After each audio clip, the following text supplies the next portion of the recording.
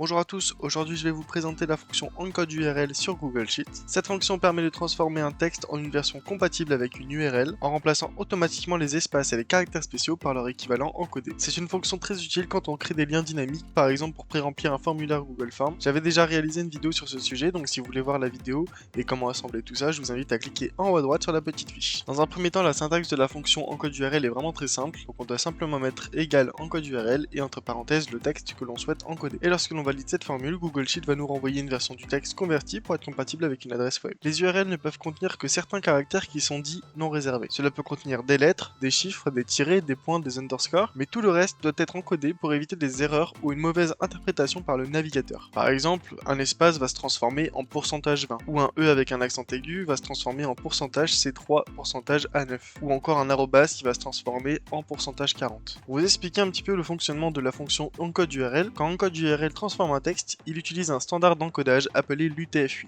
L'UTF-8, c'est un système qui représente tous les caractères du monde, les lettres accentuées, les caractères spéciaux, les emojis, sous forme de bits.